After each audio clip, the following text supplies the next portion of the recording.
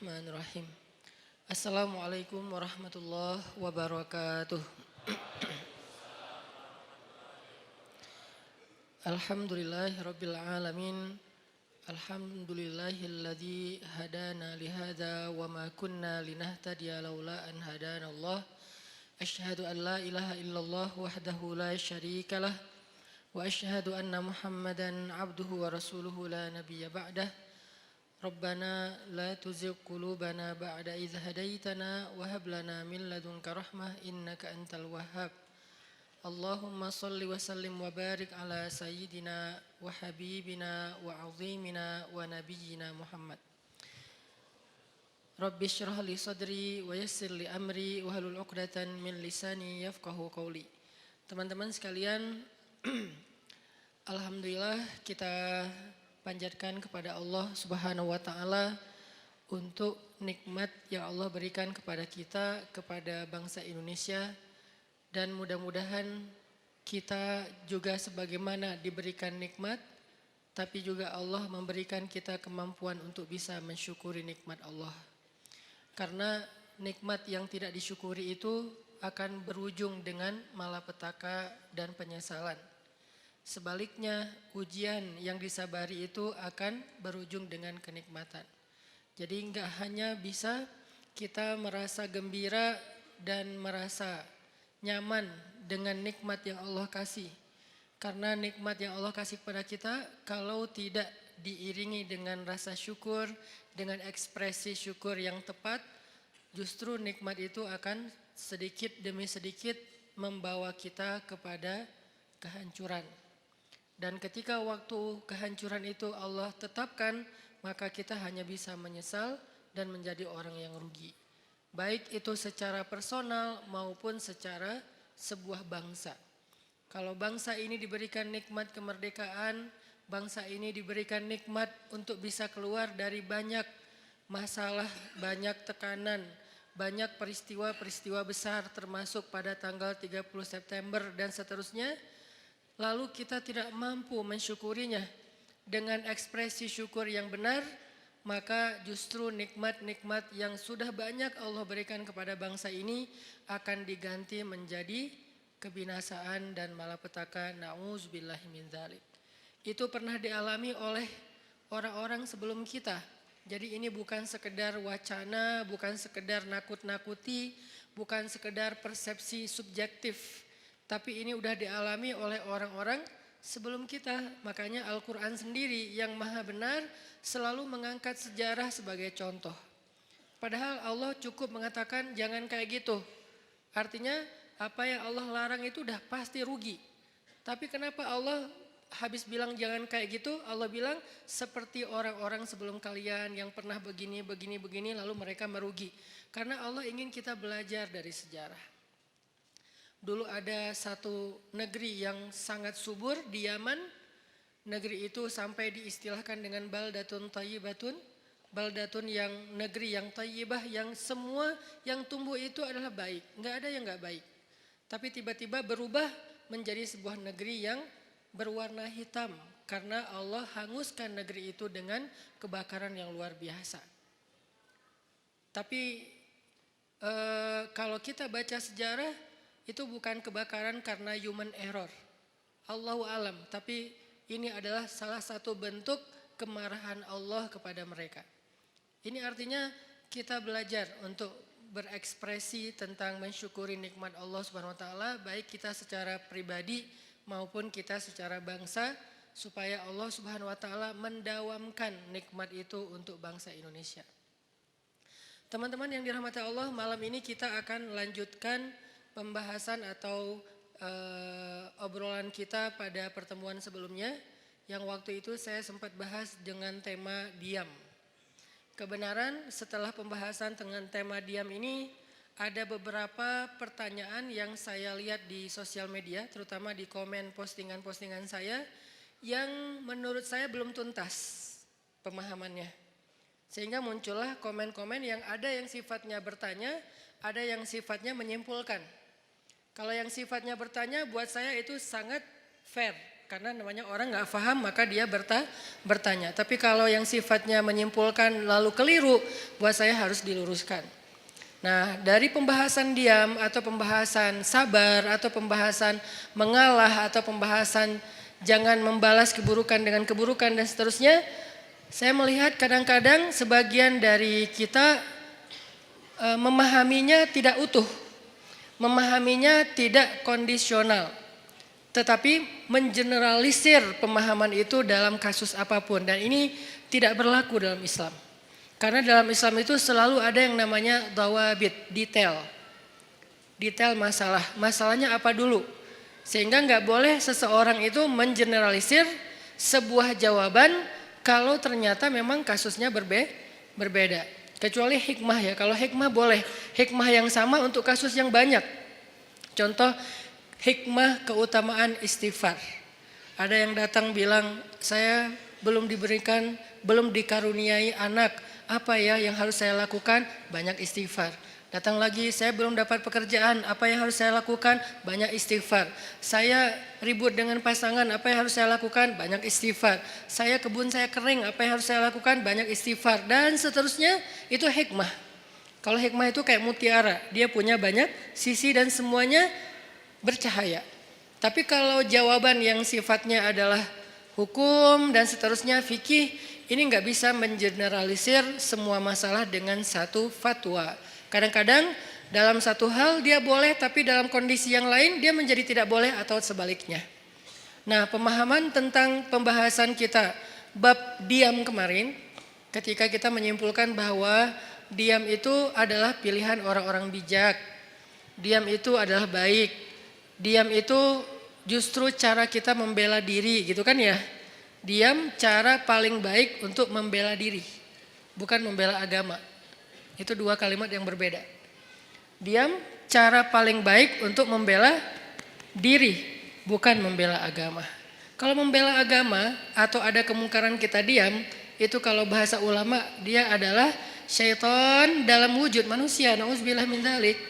Gak boleh diam. Cuman kita juga perlu belajar kalau gak boleh diam terus kita ngapain. Karena ada orang bilang kita gak boleh diam, tapi dia juga gak ngerti ngapain setelahnya, nyikapinnya gimana, ngeresponnya gimana, ekspresinya gimana. Nah, ini semuanya adalah pembahasan yang tidak satu kali pertemuan. Kita harus membahasnya secara berturut, kemudian kita mencoba memahaminya dari semua kondisi. Kemarin kita membahas masalah bahwa diam itu adalah cara untuk membela diri yang paling baik. Nanti fadilahnya akan ditolong oleh Allah, dinaungi malaikat, didoain malaikat.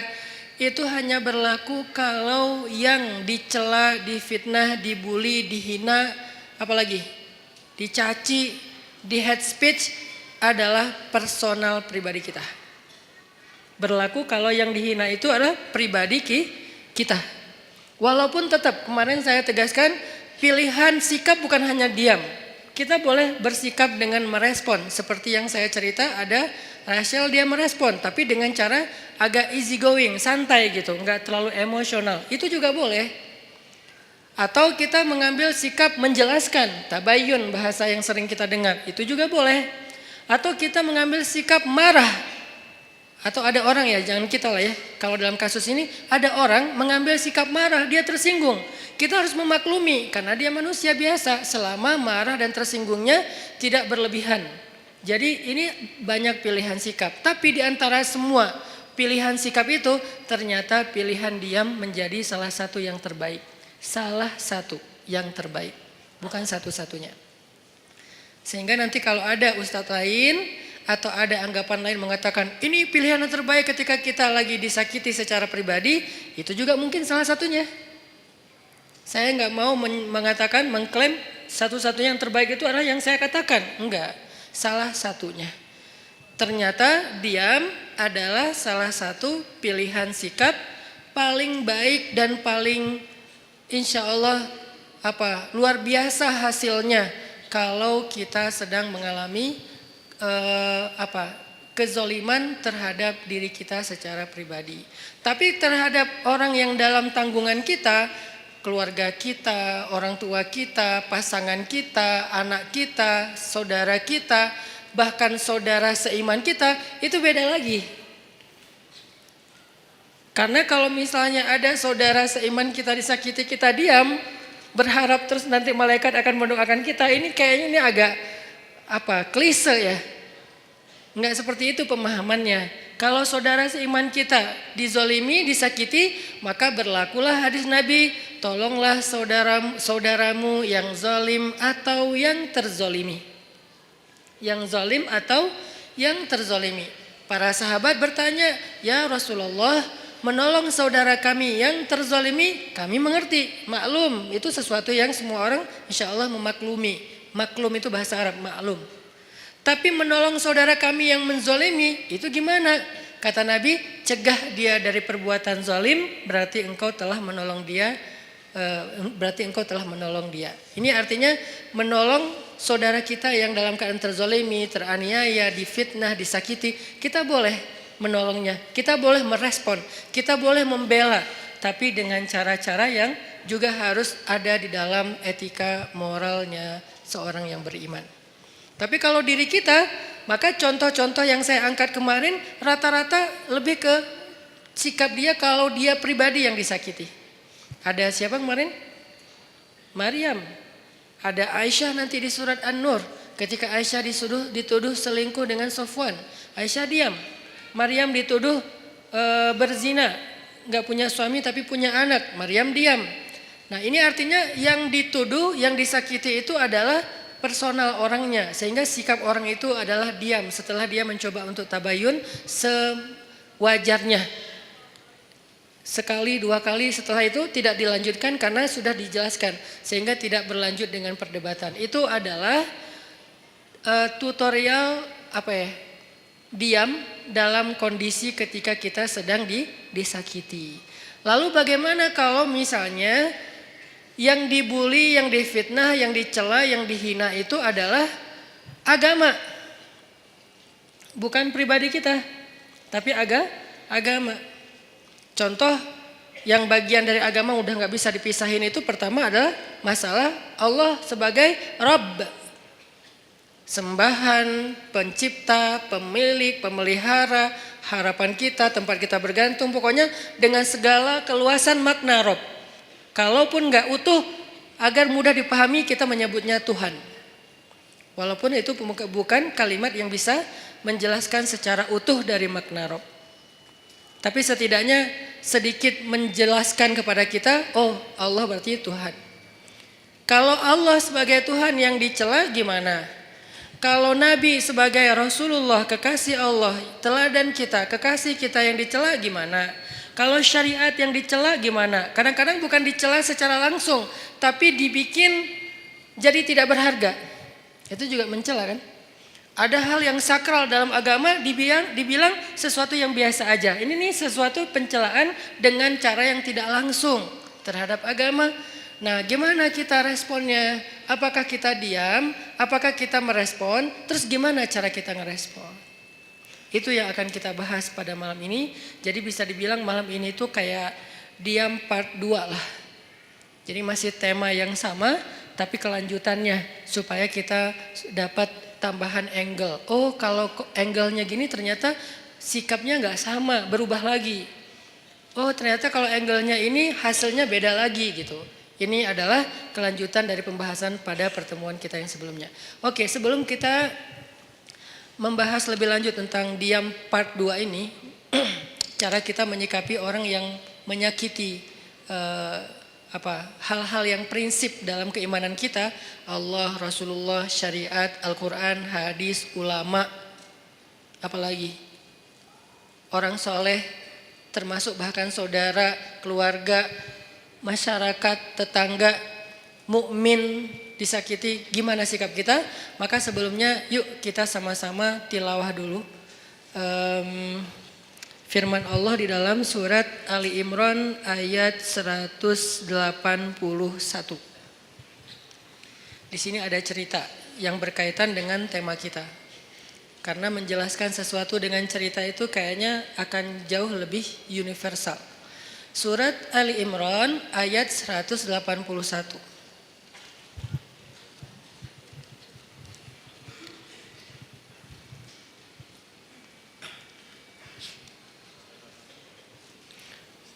181. A'udzu billahi minasy syaithanir rajim. Silakan.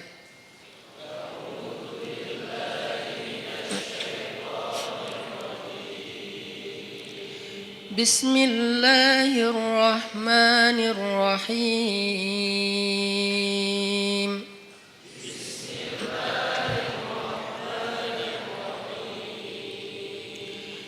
لقد سمع الله قول الذين قالوا إن الله فقير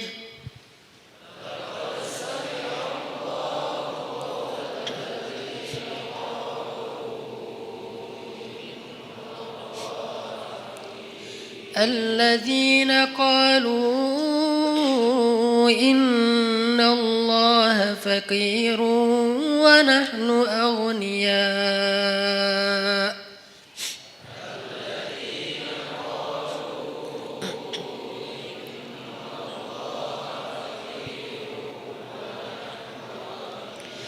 سنكتب ما قالوا وقتلهم الأنبياء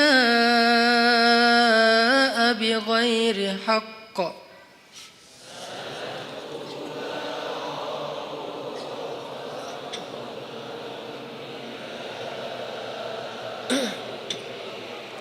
ونقول ذوقوا عذاب الحريق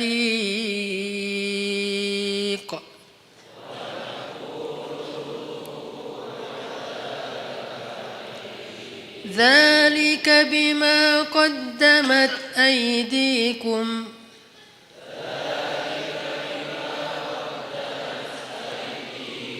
وأن الله ليس بظلام للعبيد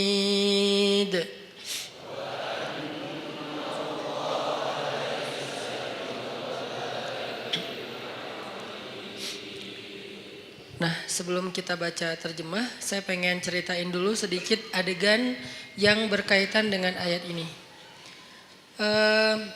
Satu hari Abu Bakar As-Siddiq lagi main ke sebuah kawasan atau ke sebuah pasar tempat orang-orang Yahudi ngumpul.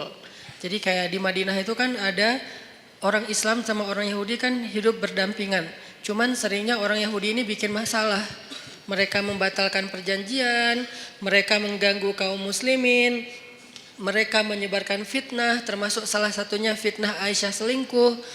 Akhirnya satu demi satu kabilah Yahudi itu kemudian diusir oleh Nabi karena berkali-kali melanggar perjanjian. Maka jadilah kota Madinah itu hanya tinggal kaum muslimin saja. Tadinya Islam di Madinah itu sangat berdampingan dengan orang Yahudi. Karena dasarnya Islam itu kan rahmatan lil alamin ya. Nggak mau ngerecokin orang, nggak mau ganggu orang. Itu Islam banget tuh. Islam nggak mau ganggu orang, Nabi itu paling nggak enak ngerepotin orang. Itu tuh Islam banget. Tapi juga Islam punya prinsip. Dia punya hal yang buat dia itu nggak bisa ditawar. Salah satunya adalah kehormatan. Apalagi yang berkaitan dengan kehormatan perempuan. Kemudian masalah ideologi, hal-hal yang akidah, syariah, sehingga muncullah kalimat lakum dinukum waliyadin. Kalian dengan cara agama kalian, kami dengan cara agama kami. Bisa nggak kayak gitu kita hidup? Nggak usah saling mengganggu. Bisa, oke. Tanda tangan perjanjian, jalan beberapa lama. Ternyata dilanggar sama orang Yahudi. Sekali dibiarin, diminta pertanggungjawaban 2 kali, kemudian Nabi menuntut 3 kali. Udah berkali-kali sampai puncaknya yang paling parah misalnya kayak membunuh, mempermalukan perempuan muslimah, ini udah gak bisa ditawar. Makanya diusir oleh Rasulullah SAW. Nah, waktu itu kaum Yahudi masih berdampingan dengan Nabi. Satu hari Abu Bakar datang ke tempat main atau nongkrongnya orang Yahudi lah. Kayak kafenya Yahudi lah mungkin atau restorannya Yahudi gitu kan. Mereka lagi nongkrong. Datang Abu Bakar situ. Tadinya Abu Bakar datang niatnya baik, pengen silaturahim. Bukan silaturahim ya, pengen temenan lah. Karena sebetulnya silaturahim dalam makna aslinya hanya berlaku untuk keluarga. Sebutlah dengan bahasa kita silaturahim. Pengen silaturahim sama beberapa tokoh Yahudi, salah satunya bernama Fanhas. Nah, ketika sampai di tempat Fanhas nongkrong, Abu Bakar datang, terus Abu Bakar duduk dengan Fanhas, Abu Bakar ngobrol gitu sama Fanhas. Fanhas, kamu tahu kan Islam itu benar? Soalnya Fanhas ini siapa? Fanhas ini tokoh agama Yahudi yang memiliki ilmu sejarah yang bagus tentang nabi-nabi sebelumnya, yang dia membaca Alkitab, yang pasti di dalam Alkitab itu disebutkan tentang Nabi Muhammad. Makanya Abu Bakar ngobrol dengan Fanhas, baik-baik sih ngobrolnya. Fanhas, kamu tahu kan Islam itu benar? Kamu tahu kan Muhammad itu utusan Allah sesuai dengan yang kamu baca di dalam literasi kamu? Kata Fanhas, ya emang kenapa? Terus kenapa kamu gak ikut aja, gak beriman? Cuma nanya doang gitu, bukan maksa. Apa jawaban Fanhas? Bagaimana saya mau mengikuti sebuah agama yang Tuhannya itu miskin, yang Tuhannya itu fakir, dan dia membutuhkan harta dari kita. Ketika dia berfirman, "May yuqridullaha qardhan hasana." Itulah bedanya orang yang kufurnya kufur fikrah, intelektual, dengan kufur karena dia nggak paham. Kalau orang yang kufur nggak paham, kita toleran banget. Orang-orang yang nggak suka dengan syariah karena dia nggak paham, kita toleran banget. Ya udah nggak apa-apa, nggak maksa. Dia nggak mau menjalankan syariat nggak apa-apa. Tapi kalau dia mempengaruhi orang lain dengan sebuah propaganda, dengan framing negatif, dengan hal-hal yang membentuk opini publik yang salah, nah ini dalam Islam perlu diluruskan. Kalau di dalam masyarakat lingkungan bangsa kita tuh kayak beberapa tokoh sekuler liberal, salah satunya yang kemarin sempat ramai bilang menghafal Quran udah nggak penting gitu kan. Ya mungkin dia kurang baca sejarah juga menurut saya, padahal itu sejarah yang paling simpel sih, nggak harus jadi ahli. Bahwa di masa Nabi selain udah ada penghafal Quran, Nabi juga menyuruh sahabat untuk menulis Al-Quran.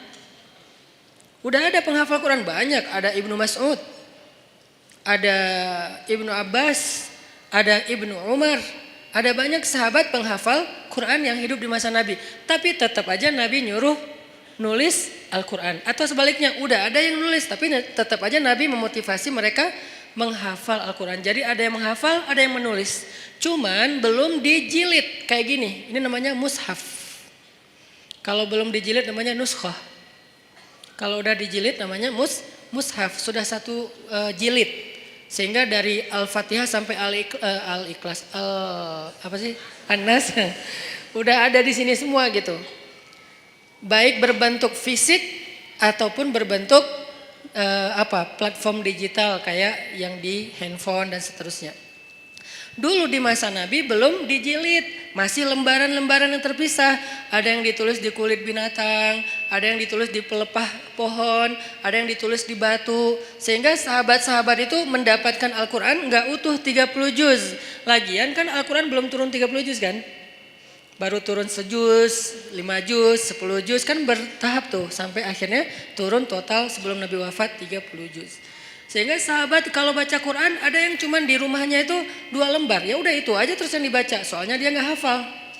Ada sahabat yang baca Quran 1 juz, ya udah itu aja yang dihafal, yang dibaca. Baru kemudian dijilid pada masa Abu Bakar As-Siddiq atas inisiatif dari Umar bin Khattab. Kata Umar, ya Abu Bakar, kenapa nggak kita jilid aja Al-Quran supaya nggak berceceran di mana-mana? Kata sahabat yang lain, ya Umar, gimana kita mau melakukan sesuatu yang tidak dilakukan Nabi? Ini pertanyaan sering muncul kan sekarang. Ngapain kita lakukan sesuatu yang nggak dilakukan Nabi? Kata Umar, seandainya Nabi masih hidup, pasti Nabi akan mengatakan ini baik. Kalau bahasa orang yang lebih fanatik lagi sekarang, tapi kan Nabi nggak melakukan. Seandainya itu baik, kenapa Nabi nggak ngelakuin? Berarti apa yang Nabi nggak lakuin berarti nggak baik. Nah ini nih pemikiran nggak terbuka.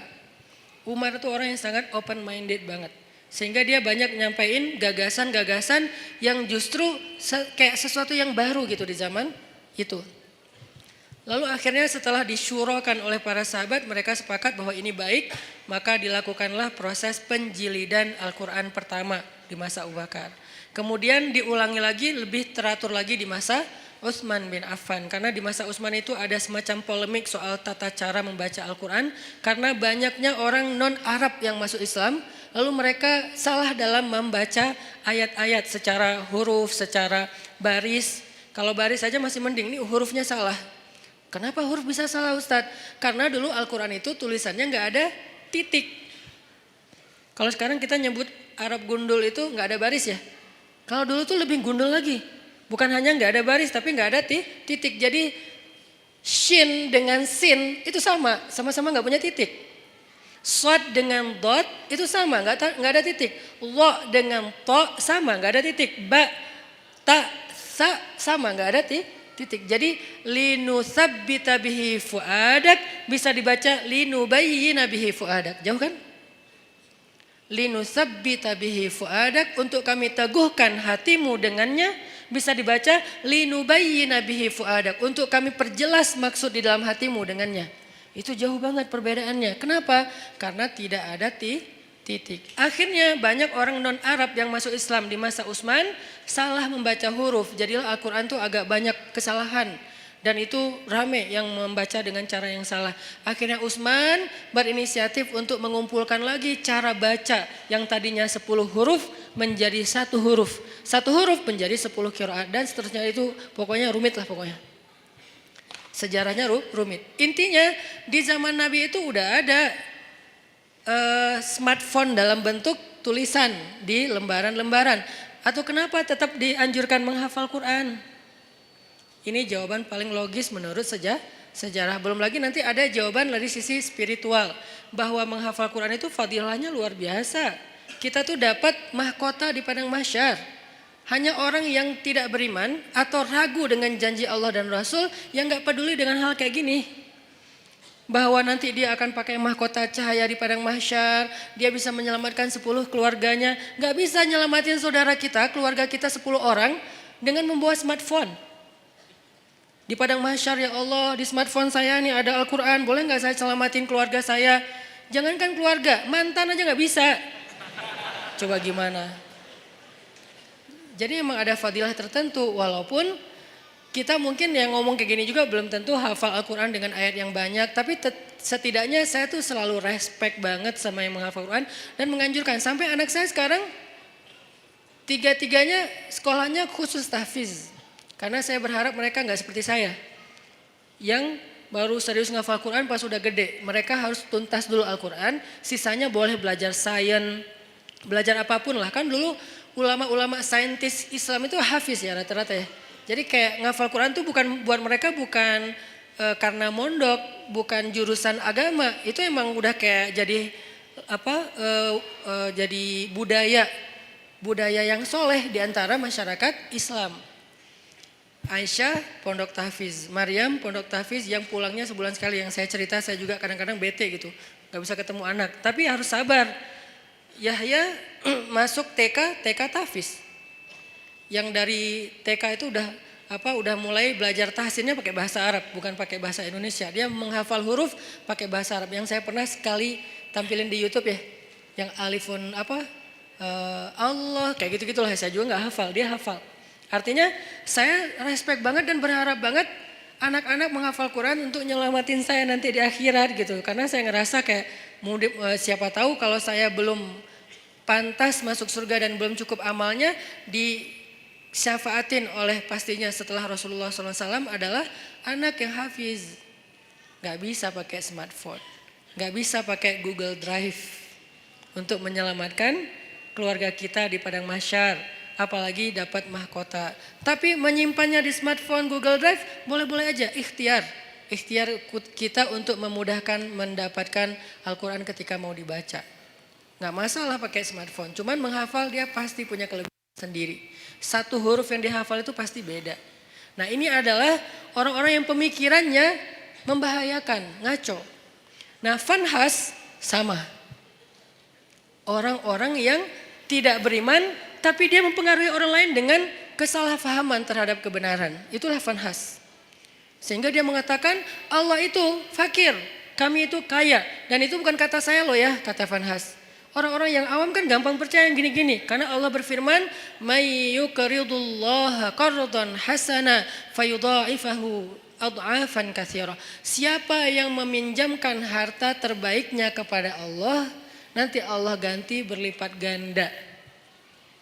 Kalimatnya meminjam. Makanya saya kan pernah posting, yuk kita pinjamkan harta kita kepada Allah. Ada yang komen kan, Allah kok minjam. Ini Ustadz makin lama makin aneh ngomongnya, ngelantur ke sana kemari.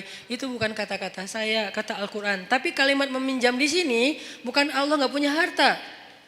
Apa maksud dari kalimat meminjam di sini? Allah pengen ngejamin bahwa harta kita itu nggak hilang, cuma dipinjam bentar, entar dibalikin lagi. Itu maksudnya. Kalau Allah minta kan berarti hilang dong. Kalau Allah pinjam, entar dibalikin lagi. Dan Allah itu nggak pernah ingkar janji. Ditambah lagi ada kalimat, Allah ngebalikinnya nggak sesuai dengan yang dipinjam. Dibalikin berlipat kali. Berkali lipat. Karena tadi kebalik jadi kebalik juga kata-katanya. Dibalikin berkali lipat. Nah di situ juga dikritisi sama si Vanhas. Kata Vanhas, kalau gitu Allah menggunakan sistem riba dong. Kan kita nggak boleh riba. Allah melarang kita riba tapi dianya sendiri pakai cara riba. Gara-gara dia lagi butuh duit, gak punya harta, minjam ke kita biar kita mau, akhirnya dia pakai cara riba. Gak fair dong Allah kalau kayak gitu. Marah Abu Bakar. Langsung ditonjok sama Abu Bakar Vanhasnya. Gubrak. Wah, Abu Bakar aja yang selama ini kalem, diam aja. Orangnya sabar kalau dirinya yang kebayang gak ketika di Mekah Abu Bakar itu dikeroyok orang gara-gara ngebelain Nabi. Sampai saking dahsyatnya mereka mengeroyok Abu Bakar, itu wajah Abu Bakar tuh hancur dan gak dikenali. Kamu siapa Abu Bakar? Kok jadi gitu? Mukanya tuh hancur. Abu Bakar terima digituin. Tapi ketika Allah dihina sama Vanhas, wah itu digebukin terus-terusan sama Abu Bakar. Sampai Vanhas dibela rame-rame, terus Abu Bakar pulang. Vanhas datang ke Rasulullah SAW bilang, ya Muhammad, lihat nih apa yang dilakukan sahabat kamu kepada saya. Ini yang kamu bilang Islam, yang katanya damai segala macam. Siapa yang melakukan itu? Abu Bakar. Rasulullah aja gak percaya. Abu Bakar? Kalau Umar, Nabi percaya. Karena Umar kan orangnya tegas, keras kan. Ghalidun syadid, itu julukan Umar. Keras dan tegas, Umar. Sampai ada yang datang ke rumah Umar nanya tentang satu masalah. Kata Umar, kenapa kamu tanya ke saya? Kan ada Rasulullah di tengah-tengah kita. Jadi gak boleh nanya fatwa, hukum tentang agama kepada seseorang ketika ada Nabi di situ tuh gak boleh. Salah fatal. Sama kayak kita ada ulama, nanyanya yang bukan ulama, gak boleh nanya ke ulama aja. Makanya ketika kita nanya tentang agama bukan ke ulama, padahal di bangsa Indonesia ini banyak ulama, kita tuh udah salah. Jadi nanya aja udah salah, pasti jawabannya lebih salah. Walaupun benar tetap salah. SOP-nya gak kayak gitu. Nah ada orang datang ke Umar, nanya tentang agama. Kata Umar, kenapa kamu gak nanya ke Rasul? Masa nanyanya ke saya? Kata dia, saya udah datang ke Rasul. Terus apa jawaban Rasul? Jawaban Rasul saya gak berkesan. Maksudnya kayak bukan itu yang saya harapin. Dia kayak maksa gitu, pengen jawaban sesuai harapan dia. Kan ada orang kayak gitu kan. Nanya pengen nemu jawaban sesuai harapan. Kalau nggak nemu nanya lagi ke ustadz yang lain. Sampai nemu yang mengatakan, oh ya udah ini halal. Baru dibilang, tuh kan kata saya juga. 9 ustadz bilang haram, 1 ustadz bilang halal, dia ambil yang 1. Nah ini masih mending lah sesama ustadz. Ini mah Rasul. Rasul udah kasih jawaban, tapi saya nggak cocok gitu. Makanya saya tanya kepada kamu, menurut saya kamu bijak. Dipuji-puji Umar. Apa yang dilakukan Umar? Kata Umar, ya udah tunggu sebentar ya. Dia masuk, keluar bawa pedang. Udah dihunuskan pedangnya. Bukan bawa pedang dalam sarungnya, dihunuskan pedangnya. Ini nih jawaban saya nih, langsung kabur tuh orang. Itu Umar. Karena Umar tersinggung, dianggap sebagai orang bijak sementara Rasul aja ditolak. Itu penghinaan buat Rasul dan penghinaan buat Umar sendiri. Makanya Umar langsung ngeluarin pedang, orangnya kabur. Tapi ini yang melakukan Abu Bakar, bukan Umar. Orang yang gak pernah dikenal, pernah mukulin orang. Satu-satunya yang pernah dipukul Abu Bakar itu cuma berhala. Ketika dia masih kecil, diajak ayahnya untuk ngelilingin tawafin berhala. Ayahnya yang tawaf, Abu Bakar duduk nungguin. Pas ayahnya udah pergi, berhala itu dilemparin sama Abu Bakar. Lo ngapain sih orang-orang tawaf ke lo, padahal gak bisa ngapa-ngapain. Itu Abu Bakar, salah satu sahabat, walaupun sedikit sekali jumlahnya. Sahabat yang gak pernah syirik bahkan di masa sebelum Islam, Abu Bakar. Salah satunya. Abu Bakar, Khadijah, Ali. Ini orang-orang yang dari sebelum Islam pun mereka nggak pernah syirik, nggak pernah nyembah berhala. Tapi yang lain pernah lalu bertaubat dan masuk Islam, kemudian menjadi lebih baik. Abu Bakar yang melakukan. Rasulullah, Abu Bakar, dipanggil Abu Bakar. Lalu Nabi nanya baik-baik karena ini Abu Bakar nih, orang yang wibawa, orang yang baik hati, orang yang lembut. Gak boleh langsung dipercayai aja nih omongan, apalagi nih Fanhas yang ngomong. Rasulullah nanya, ya Abu Bakar, ini perbuatan kamu? Ya Rasulullah. Nabi kaget. Jadi itu bukan hoax. Benar nih Abu Bakar nonjokin orang, gebukin orang. Ya Rasulullah. Ya Abu Bakar, kenapa kamu pukul dia? Apa jawaban Abu Bakar? Ya Rasulullah, inna aduwallah qala qawlan aziman annallaha faqirun wa annahum anillahi aghniya. Ya Rasulullah, sesungguhnya musuh Allah ini mengatakan satu kalimat yang sangat fatal, yang sangat buruk tentang Allah. Dia bilang Allah itu fakir dan mereka itu kaya dan tidak butuh kepada Allah. Maka ghadibtu lillah ya Rasulullah. Saya marah karena Allah ya Rasulullah. Rasulullah nanya ke si Fanhas. Fanhas, benar kamu bilang Allah fakir? Enggak, namanya juga orang Bani Israel. Enggak semua Yahudi itu kayak gitu. Karena ada Yahudi yang lurus dulu, enggak tahu sekarang. Tapi umat Yahudi kan Nabi Musa Yahudi yang membawa agama Yahudi. Kemudian nanti ada keluarga Nabi Musa yang Yahudi termasuk sampai Zakaria. Imran Yahudi kan. Jadi bukan agamanya. Bani Israel lah yang paling bawel itu. Ternyata dia bohong. Dia bilang enggak. Wah Abu Bakar udah mukulin saya. Sekarang dia memfitnah saya Muhammad. Beginikah didikanmu terhadap sahabatmu? Rasulullah bingung. Mana yang benar nih? Abu Bakar mukul Fanhas. Tapi Fanhas bilang saya enggak mengatakan hal yang kayak gitu. Saya disakitin sama Abu Bakar. Abu Bakar itu emang benci sama saya sejak dulu. Akhirnya ketika Nabi tidak bisa menilai siapa yang benar siapa yang salah. Turunlah ayat ini. Allah mendengar pembicaraan orang yang mengatakan Allah fakir dan kami kaya. Dengan segala macam kemarahan Allah juga marah tuh. Di sini Allah kayak bilang aku juga marah bukan Abu Bakar doang kata Allah. Jadi Abu Bakar kayak dibela gitu sama Allah, Abu Bakar bareng kita marah sama dia. Gitu. Kan keren ya Abu Bakar ya di situ ya. Sampai Allah mengatakan apa tadi ayatnya teh? Wa naqulu dzuqu adzabal harik dan kami balas ucapan mereka dengan kalimat dzuqu adzabal harik, rasakan azab yang membara. Itu tuh ancaman Allah kepada Fanhas nanti di akhirat. Artinya Allah tuh merestui Abu Bakar marah.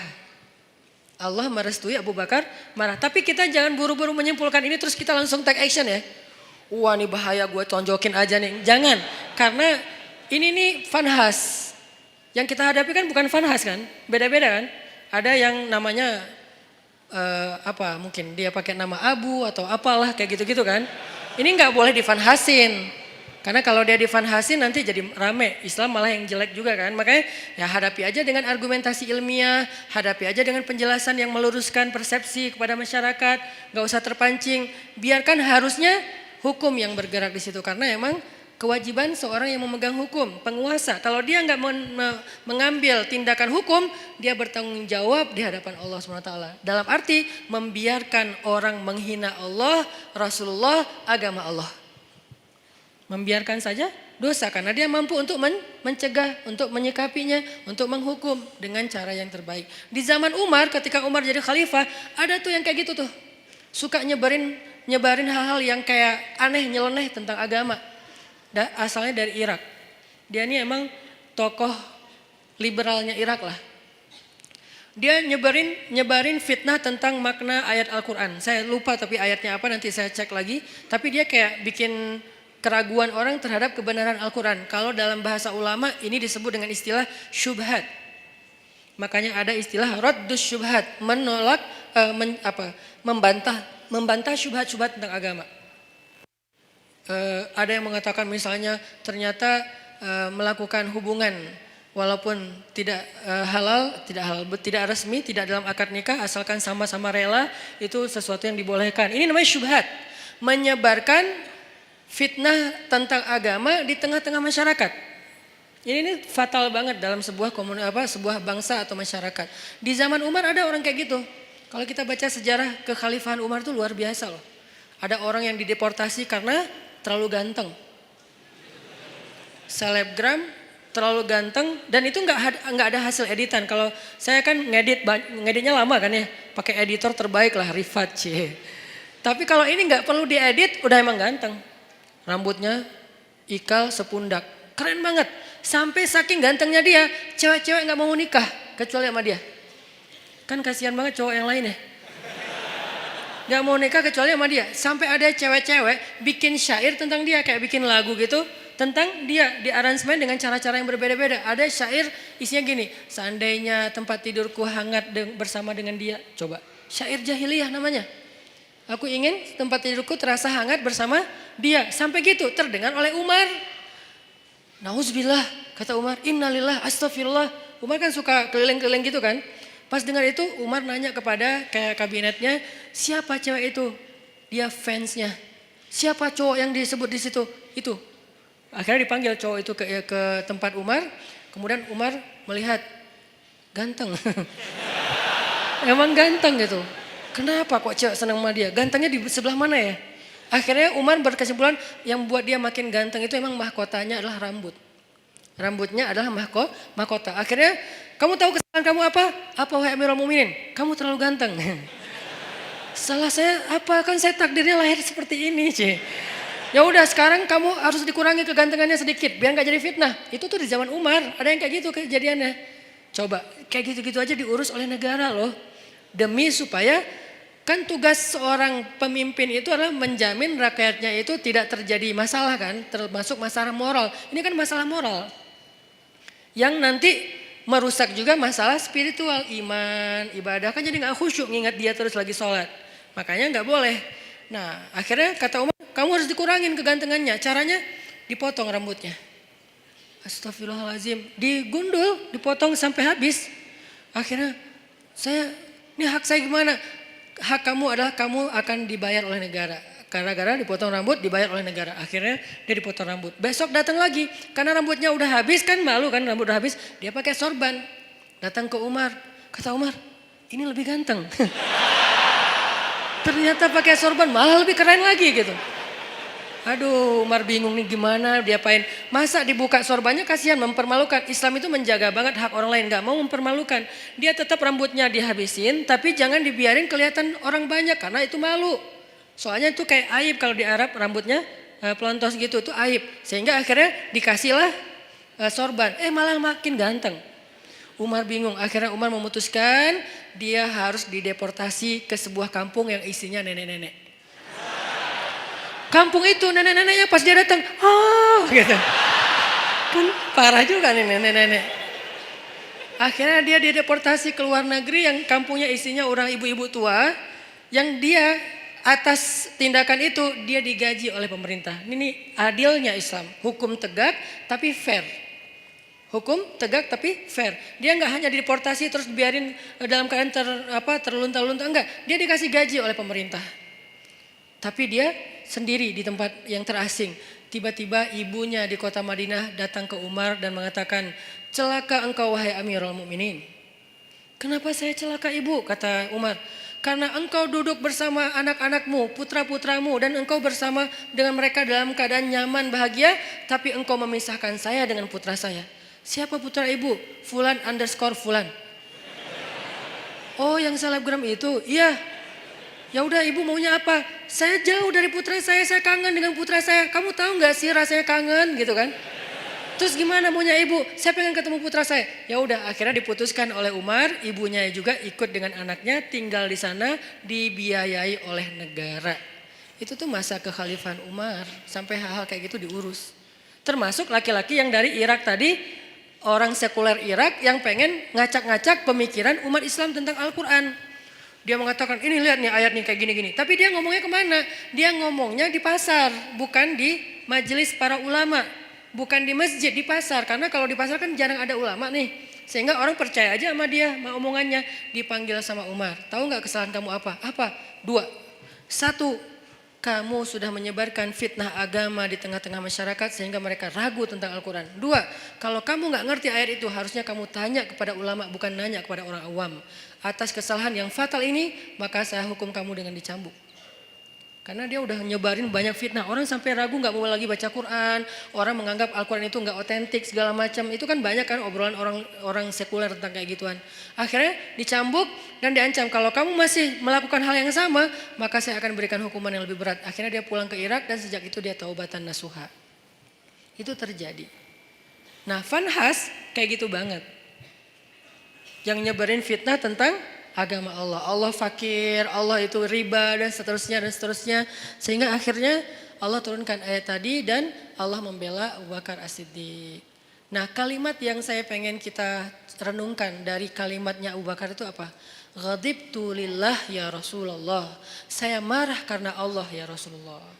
Apa pelajarannya di sini? Ternyata Islam itu juga menganjurkan marah. Menganjurkan cinta, menganjurkan maaf, menganjurkan sabar, menganjurkan tersinggung, menganjurkan marah, menganjurkan membalas. Ada semuanya, tapi kondisinya berbeda-beda, konteksnya berbeda-beda. Kalau kita salah konteks, nggak jadi ajaran Islam lagi. Itu yang harus kita pelajari. Jadi bukan hanya agama cinta, tapi juga ada anjuran untuk supaya kita marah dalam kondisi tertentu. Bagaimana nggak marah ketika ada seorang perempuan muslimah dihina, dibuka auratnya, dilecehkan, masa kita nggak marah? Rasulullah aja marah ketika ada perempuan muslimah lagi belanja di masjid, di pasar, belanja di pasarnya Yahudi, terus dilecehkan sama cowok-cowok anak muda Yahudi. Diapain? Roknya tuh diikat pakai tali, digantung ke tiang gitu. Pas dia jalan kan kesingkap karena ketarik tali kan, sehingga auratnya kelihatan. Dia malu, nangis, dibela, digunting tuh tali sama seorang laki-laki pemuda muslim, digunting talinya. Marah orang-orang Yahudi yang ngeprank si cewek ini nih. Mereka bilang, lo nggak usah ikut-ikutan, ini bukan urusan lo, ini saudari saya muslimah, saya harus membela sesama orang yang beriman. Lagian kalian zalim, ini kan kejahatan moral, kalian nggak punya akhlak kepada perempuan, nggak menghargai perempuan. Terjadi adu mulut lama-lama karena dia sendiri dikeroyok meninggal. Udahlah menghina perempuan, membunuh laki-laki yang mencoba membela perempuan tadi. Nabi langsung marah. Langsung dikumpulkan bala tentara yang kuat-kuat oleh Nabi menuju kepada kabilah itu, dikepung tuh kabilahnya. Setelah dikepung, Nabi memberi mereka kesempatan, 2 pilihan. 1 pergi, 2 perang. Ini namanya marah fisabilillah. Jadi ada jomblo fisabilillah, ada mutusin fisabilillah, ada balikan fisabilillah, semuanya ada fisabilillahnya. Apa maksud saya fisabilillah? Ada jalan yang dibolehkan oleh Allah, ada kondisi yang dibolehkan oleh Allah. Jomblo fisabilillah itu kayak gimana? Jomblo yang sabar, yang tetap istiqomah, yang gak berputus asa dengan berbuat dosa, itu tuh fisabilillah banget. Jadi itu bukan bahasa-bahasa nyeleneh. Justru itu sebuah ungkapan sederhana yang di dalamnya tuh terkandung banyak hikmah yang saya harapin kayak gitu. Jadi bukan jihad fisabilillah. Jihad fisabilillah, ada juga jihad fisabilillah taghut. Orang yang berjihad bukan karena Allah. Begitu juga dalam urusan yang lain. Ghadibtu lillah ya Rasulullah. Saya marah karena Allah ya Rasulullah. Berarti apa? Di antara cabang-cabang iman adalah emosi. Perasaan cinta, perasaan malu, perasaan takut, perasaan marah, itu semuanya bagian dari iman. Kalau ada orang mengatakan iman itu hanya cinta, sampai ada kalimat, ya Allah kalau saya beribadah karena saya penginkan surga, tutup surga itu dari saya. Kalau saya beribadah karena saya takut neraka, masukkan saya ke neraka. Saya beribadah hanya karena cinta kepadamu. Ini membentur-benturkan 2-3 hal yang sebetulnya tiga-tiganya baik. 1, roja, mengharapkan surga. Itu baik, bagian dari iman. 2, khauf, takut neraka. Itu juga bagian dari iman. 3, mahabbah, cinta kepada Allah. Itu juga bagian dari iman. Tiga-tiganya emosional, perasaan.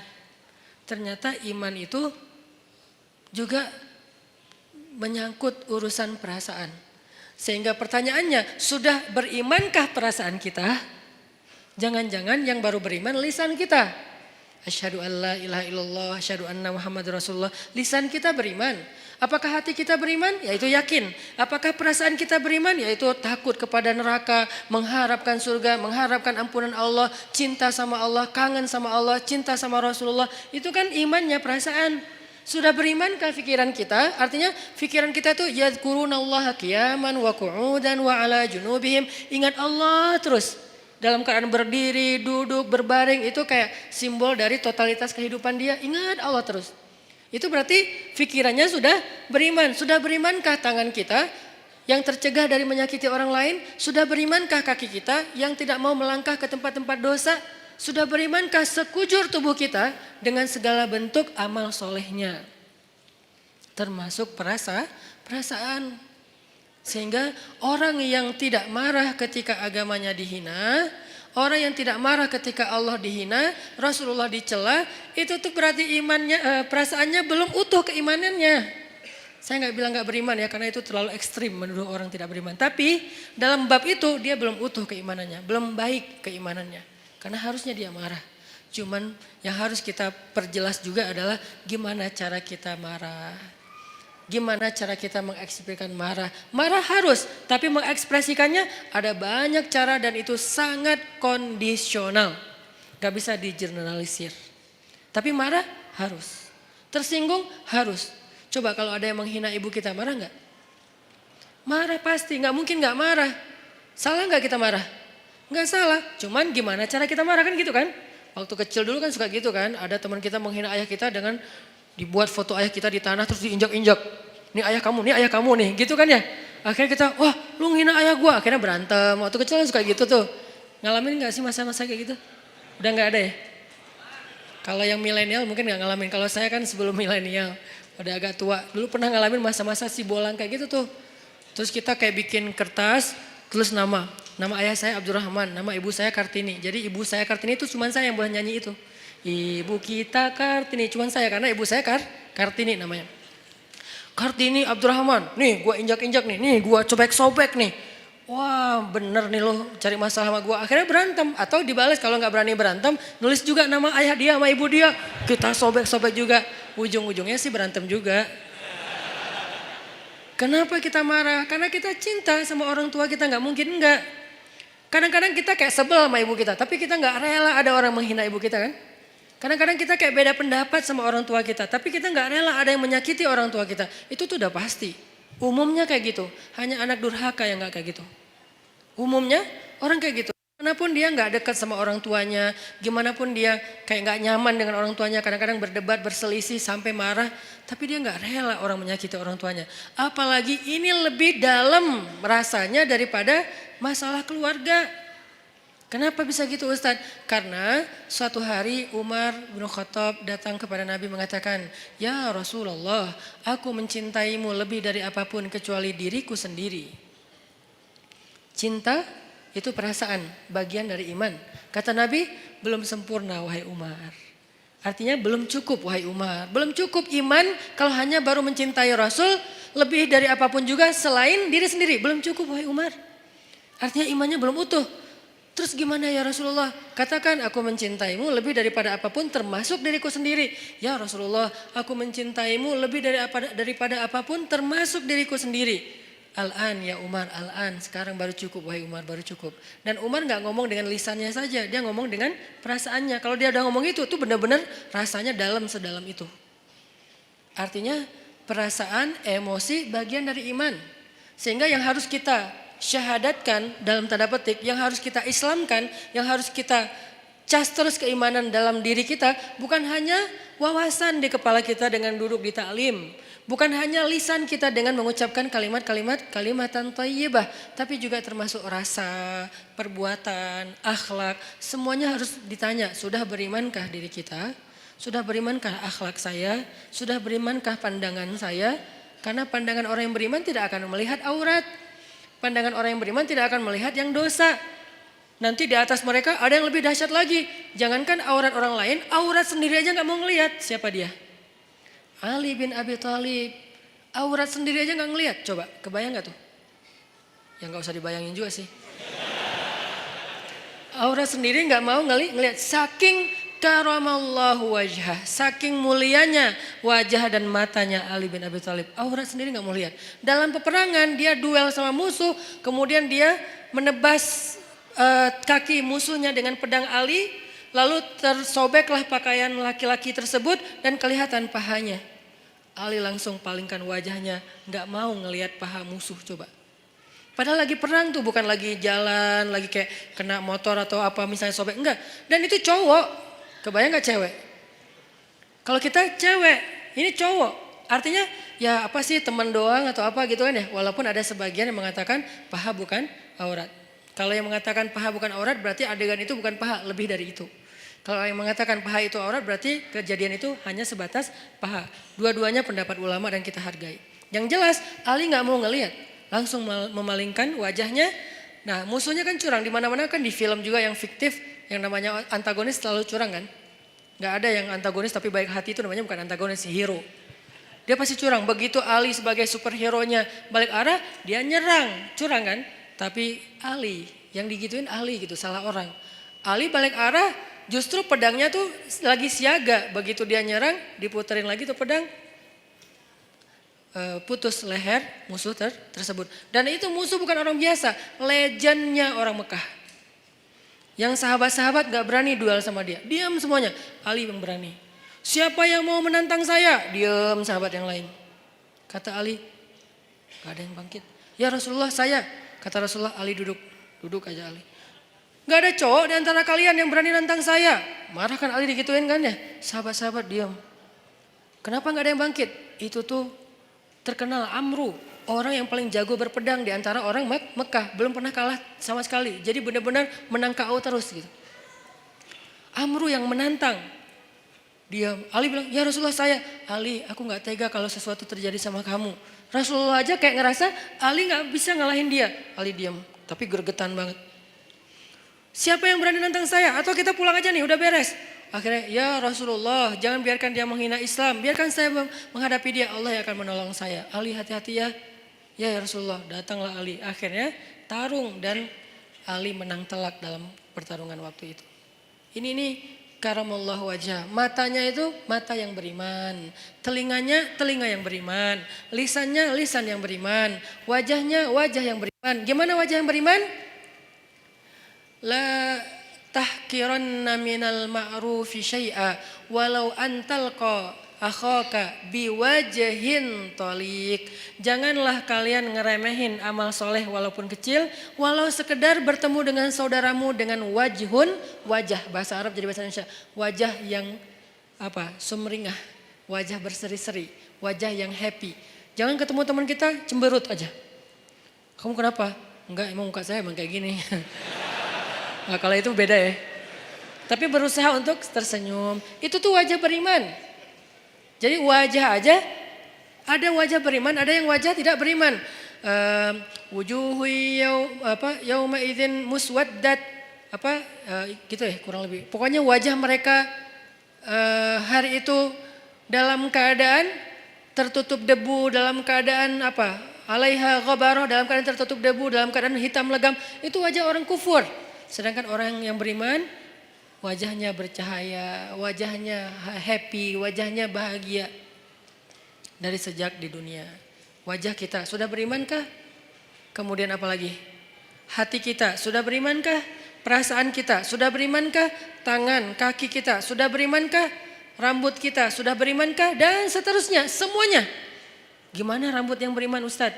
Nabi melarang kita untuk membuat rambut yang terlalu ditipisin sebelah ya. Sampai tinggal di atas doang gitu kan. Itu dalam Islam dilarang. Berarti rambut yang beriman yang gak kayak gitu. Kalau ditipis sedikit gak apa-apa. Tapi ini tipisin habis tinggal gini doang. Ya itu tidak dianjurkan dalam Islam. Berarti rambut yang beriman, rambut yang biasa-biasa aja. Kalau bisa agak luar biasa dikit. Tadi kayak cowok yang keren tadi rambutnya sepundak, ikal. Kalau gak mampu Ustadz, karena kalau udah saya panjang gak turun ke bawah naik ke atas. Ya udah jangan dipaksain. Tergantung jenis rambut. Yang jelas rapi, terus dirawat sama dia kan ya. Itu rambut orang beriman. Ternyata iman itu bukan hanya soal sholat, puasa, termasuk perasaan. Jadi marah itu bisa jadi bagian dari iman kalau tepat dalam kondisinya. Sehingga Abu Bakar marah, ghadibtu lillah ya Rasulullah. Itu kata kuncinya. Aku marah karena Allah wahai Rasulullah SAW. Sehingga kita wajib marah teman-teman. Sampai Nabi pernah mengatakan juga dalam masalah perasaan dan iman itu ada hubungannya. Kata Nabi, salasun man kunna wajada fihi halawatal iman. Man kunna fihi wajada halawatal iman. Ada 3 hal yang kalau seseorang itu ngerasain dia kalau seseorang itu mendapatkannya berarti dia merasakan nikmatnya iman. Merasakan puncaknya iman. Merasakan loh ya, bukan melakukan, bukan mengatakan, bukan memikirkan, tapi merasakan, rasa. Dan 3-tiganya rasa. Ada 3 perasaan yang kalau seseorang mendapatkan dalam dirinya berarti dia berada di puncaknya iman. 1. Ayyakunallahu wa rasuluhu ahabba ilaihi mimma siwahuma. Ketika Allah dan Rasul lebih dicintai olehnya dari apapun juga. Cinta, perasaan. Yang kedua, perasaan juga. Ayyuhibbal mar'a la yuhibbuhu illa lillah. Mencintai seseorang dan tidak mencintainya kecuali karena Allah. Mencintai sesama muslim, mencintai ulama, mencintai habaib, mencintai para kiai, mencintai guru-guru kita, mencintai orang yang soleh, yang lebih soleh dari kita, mencintai, itu perasaan. Dan itu adalah wajada halawatul iman, puncaknya iman. Ketiga, ayyakraha ayyauda ilal kufr kama yakrahu ayyuqadhafa finnar. Benci, ternyata benci juga bagian dari iman. Benci bagian dari iman. Jadi kalau ada orang Islam itu tidak membenci, benci. Kepada apa dia benci? Kepada dosa, kepada kemungkaran, kepada kekufuran dia benci. Makanya bahasanya ayyakraha ayyauda ilal kufr. Dia benci untuk kembali kepada kufur. Saya enggak mengatakan kalimatnya benci kepada orang kafir, enggak. Benci kepada kembali kepada kekufuran. Artinya perbuatannya. Dia benci dengan perbuatan dosa, bermaksiat, dia benci. Berarti kalau kita udah bisa membenci dosa-dosa kita di masa lalu, insya Allah kita sudah merasakan puncaknya iman, benci. Jadi kalau dikatakan Islam itu nggak ada kebencian, ada kebencian, dalam banget. Kebenciannya bagian dari 70 cabang iman. Tapi bencinya siapa? Yang dibenci adalah dosa. Makanya ada ayat Allahumma habib, ada doa Allahumma habib ilainal iman wa zayyinhu fi qulubina wa karrih ilainal kufra wal fusuqa wal isyan waj'alna minar rasyidin. Itu doa. Diambil dari ayat.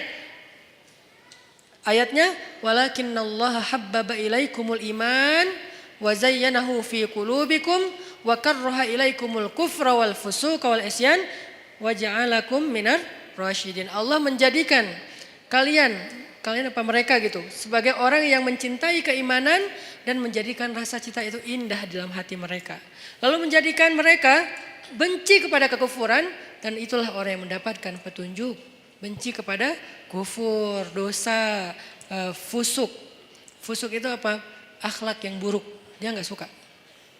Jadi kalau kita ngelihat ada orang yang perangainya nggak bagus dan kita ngerasa itu kayak entertain, hiburan, ini kita berarti nggak punya benci nih. Jangan benci orangnya, benci perangai perbuatan yang buruknya. Orangnya nggak ada, ini lain lagi ceritanya. Karena orang bisa berubah kan. Kalau keburukan dari zaman iblis sampai nanti kiamat, ya tetap namanya keburukan. Yang benar sudah jelas, yang buruk sudah jelas. Tapi kalau orangnya bisa berubah. Pagi dia kufur, malam dia mukmin. Pagi dia setan, malam bisa jadi malaikat. Makanya jangan membenci orangnya. Siapa tahu suatu saat dia berubah. Tapi membenci perbuatannya wajib, bagian dari iman. Ada orang yang memperolok-olok agama. Ya kita benci perbuatannya, orangnya kita serahkan kepada Allah. Kalau perlu kita doain ya Allah beri dia petunjuk. Tapi perbuatannya wajib kita benci. Jangan sampai perbuatan memperolok-olok agama malah kita ketawain seolah-olah itu hiburan. Berarti kita nggak punya benci fi sabilillah.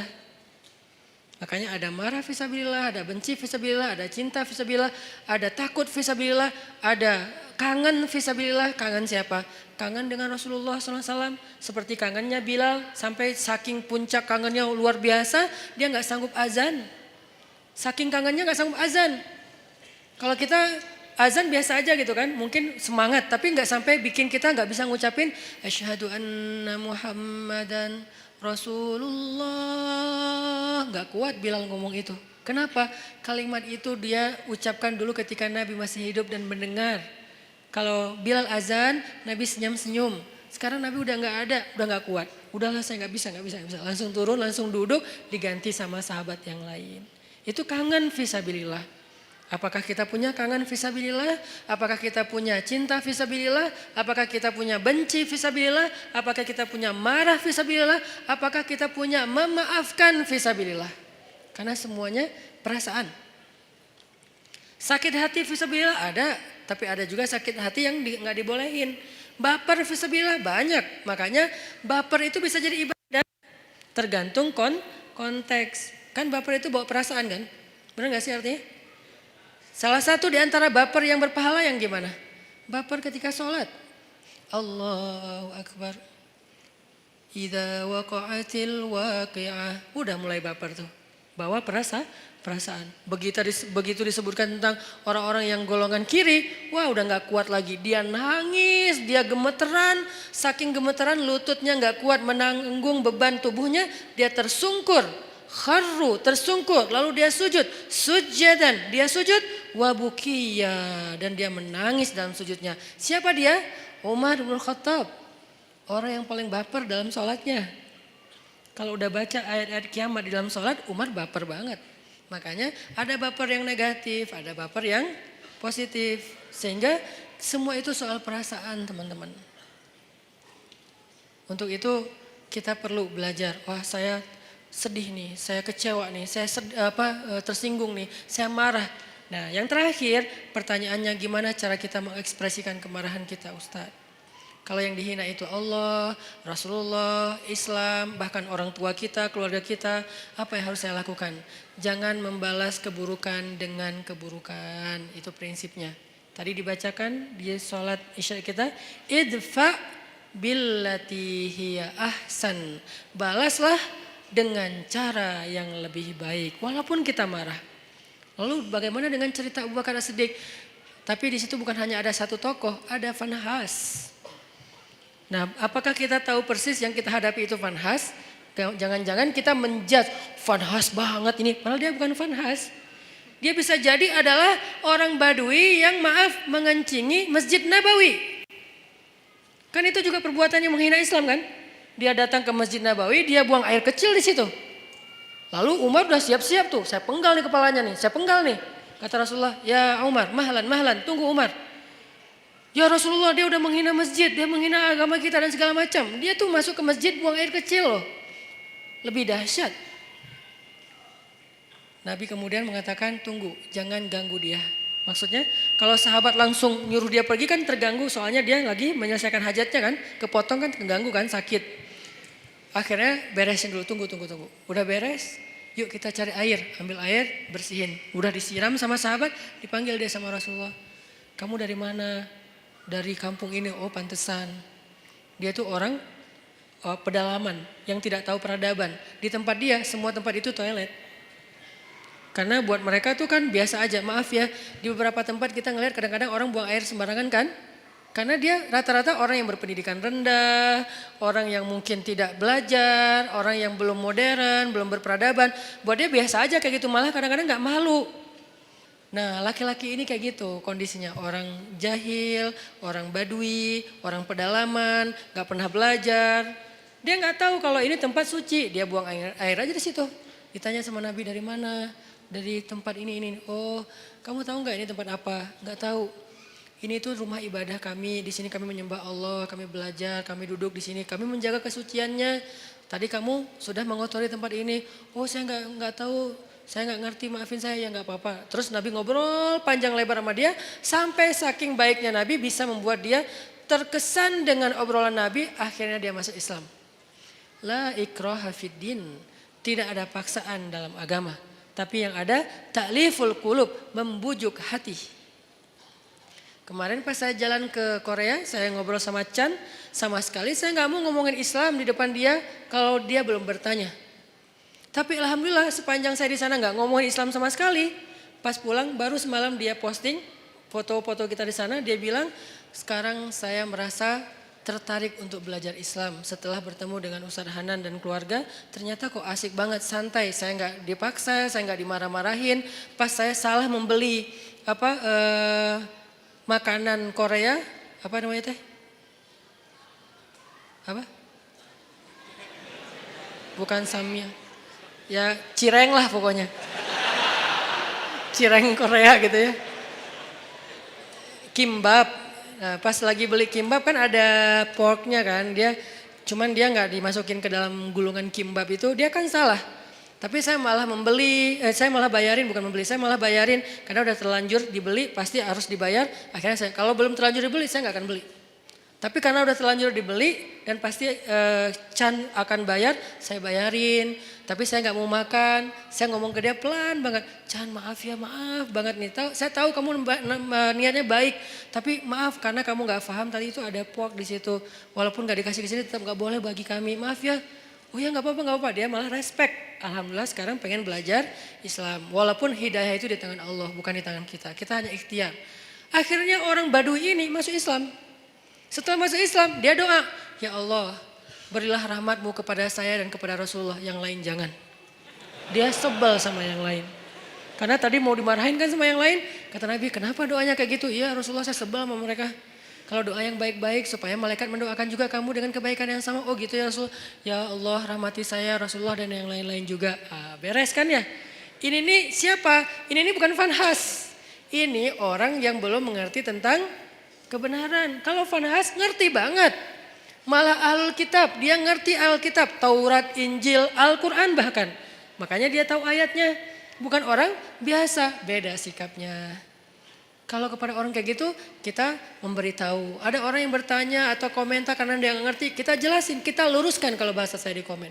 Bukan saya marahin, saya luruskan. Kadang-kadang ada teman-teman yang niatnya baik, pengen membela saya tapi malah marah-marah. Saya juga berharap jangan. Ini Ustadz Hanan, malu nggak lo? Jangan ngomong kayak gitu. Ini mempermalukan orang. Saya juga cuma ngomong kalau ini tentang saya diam. Kalau tentang Rasulullah, saya luruskan. Kayak gitu bahasanya, saya pilih diksi yang tidak menjudge. Sehingga nanti sikap kita mudah-mudahan mewakili wajah Islam. Walaupun nggak sempurna, soalnya kita manusia biasa ya. Islam sempurna banget tapi kita nggak sempurna. Setidaknya kita udah berusaha untuk menampilkan wajah Islam terbaik yang kita mampu. Orang baru tertarik. Nah, idfa billatihi ahsan. Balaslah dengan cara yang lebih baik. Ada di surat apa itu? Coba kita buka surat Fussilat surat ke-41 ayat 34. Idfa billati hiya ahsan. Kalau kita bisa membalas keburukan orang dengan cara yang lebih baik. Maksud cara yang lebih baik itu gimana Ustadz? Bisa jadi orangnya kita pahamkan. Itu kan cara lebih baik kan?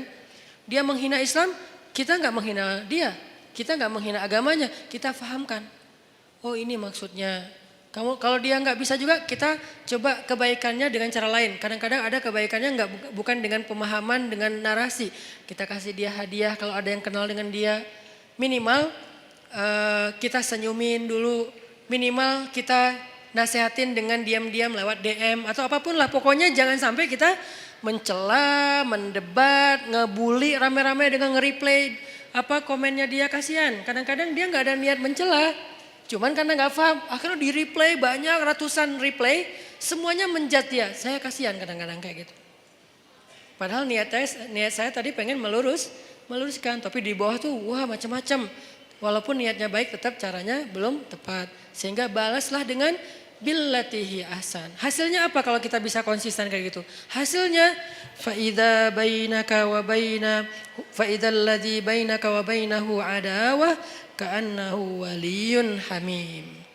Bisa jadi kalian yang tadinya bermusuh-musuhan dengan cara idfa billatihi ahsan, membalas dengan yang baik, dia akan menjadi waliyun hamim, pelindung yang sangat setia.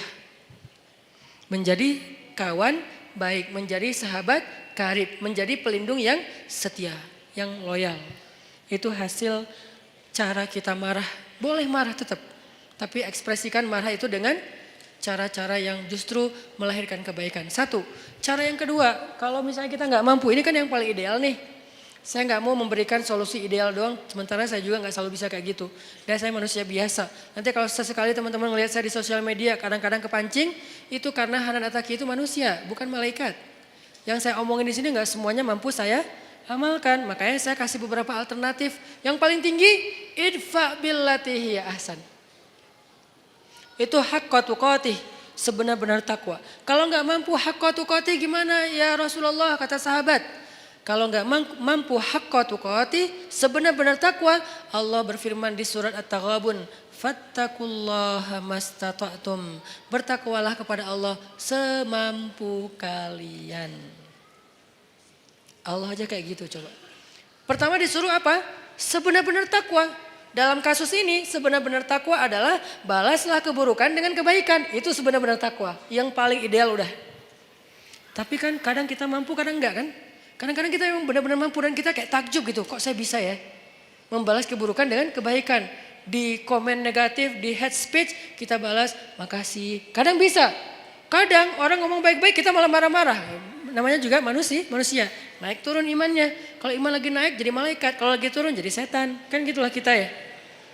Sehingga Allah tahu banget lah kita tuh manusia biasa. Sehingga setelah Allah bilang ittaqullaha haqqa tuqatih, bertakwalah dengan sebenar-benar takwa. Salah satu kasusnya adalah balaslah dengan yang lebih baik. Allah katakan fattaqullaha mastata'tum.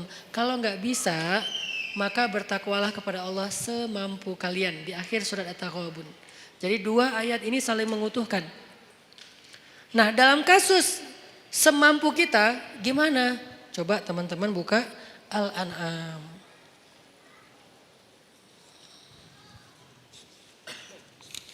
Di surat Al-An'am ayat 68. Coba lihat surat Al-An'am ayat 68. وَإِذَا رَأَيْتَ الَّذِينَ يَخُوضُونَ فِي آيَاتِنَا فَأَعْرِضْ عَنْهُمْ حَتَّى يَخُوضُوا فِي حَدِيثٍ غَيْرِهِ وَإِمَّا يُنْسِيَنَّكَ الشَّيْطَانُ فلا تقعد بعد الذكرى مع القوم الظالمين. Kalau ada orang yang memperolok-olok ayat Allah, yang memperolok-olok agama Allah, yang memperolok-olok syariat Allah, maka maka berpalinglah kamu dari mereka. Itu kalau kita nggak bisa membalas dengan yang lebih baik, udah berpaling aja, jangan ikut-ikutan. Di grup, ya udah. Diam.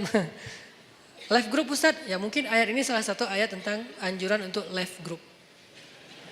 Kalau isi grupnya terus-terusan, semuanya kompak, hanya ngomongin yang nyeleneh-nyeleneh, kayak hal-hal yang aneh tentang agama, syubhat.